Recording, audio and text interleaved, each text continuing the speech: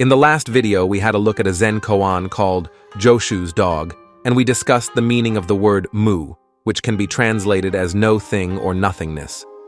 Today, we will explore a passage by Master Wumen, which can be found in the Gateless Gatebook, also known as Wumenguan. The book features Zen koans and stories along with commentaries and poems.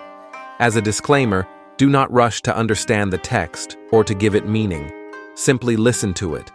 The Zen tradition has a lot of religious elements sprinkled in its texts, such as spirits, Buddha, samadhi, different worlds which can be experienced by someone, etc. All of these terms attempt to put in words phenomena which can occur in consciousness. However, all of these terms are misleading when we point to the nature of existence. Do not rush to study them or dissect them. It will not help you in any way. Simply be open to this sharing. There really is no way to liberation because there never was bondage. This is why Zen is in itself a double bind. You can't get anywhere else. You are already, quote, a Buddha. But as long as you feel bound by your own imaginations and concepts, maybe you can spend your time studying and practicing Zen. In regard to the word mu, Master Wu Men says, "To study Zen, you must pass through the barrier of the ancient masters. To attain the subtle realization, you must completely cut off your mental constructs. If you do not pass through the barrier of the ancient masters and do not cut off your mental constructs, then objects will lead around your consciousness as they appear."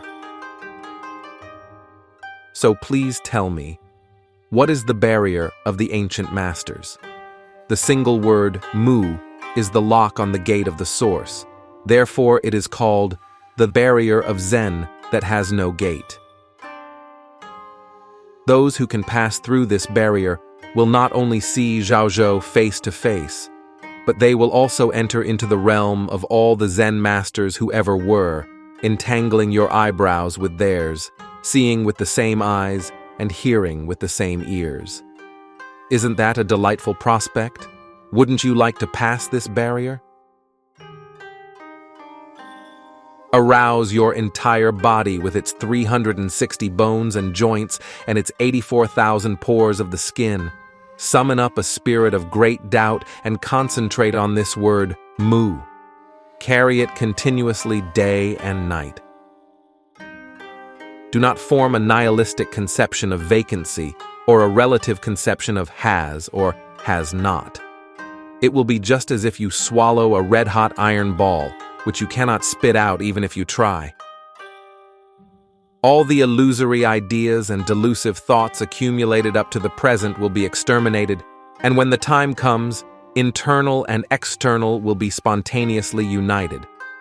You will know this, but for yourself only, like a dumb man who has had a dream. Then all of a sudden, an explosive conversion will occur, and you will astonish the heavens and shake the earth. It will be as if you snatch away a great warrior's sword and hold it in your hand. Meeting the Buddhas, you kill the Buddhas. Meeting Chan masters, you kill Chan masters. On the brink of life and death, you command perfect freedom. Among the sixfold worlds and four modes of existence, you enjoy a merry and playful samadhi. Now I want to ask you again, how will you carry it out? Employ every ounce of your energy to work on this mu. If you hold on without interruption, behold, a single spark and the holy candle is illuminated.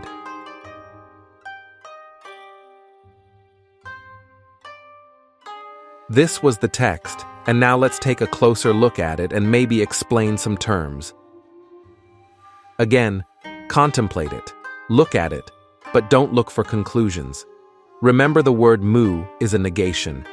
So wherever you are, remember this negation and, as Wumen says, summon it up in you and live with it. The great doubt is a popular Zen term, and it refers to this negation.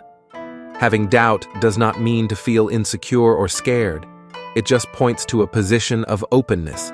For most people, being open means being defenseless, or as if cornered. But this openness is not going to feed your story and beliefs. In the contrary, it will burn them.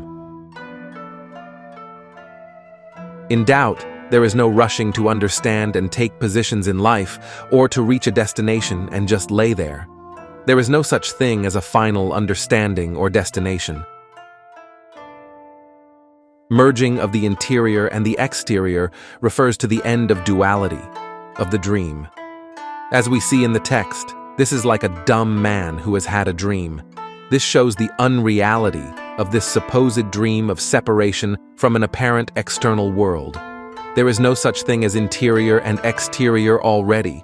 That's way too much complication and completely unnecessary. A nihilistic conception of vacancy is like when you feel hopeless and remain in this state of unease, as if you are disillusioned with your life and then fall in a quiet despair. Relativity of has or has not is like when you keep looking for a grip on reality. Has not does not refer to the negation that we spoke earlier about. Has not is just like has. They are both used to give reality attributes and make sense of it in order to feel secure and keep your beliefs alive. Mu, or the negation of has and has not, is precisely the great doubt. This is not a particular position, although it might feel like that.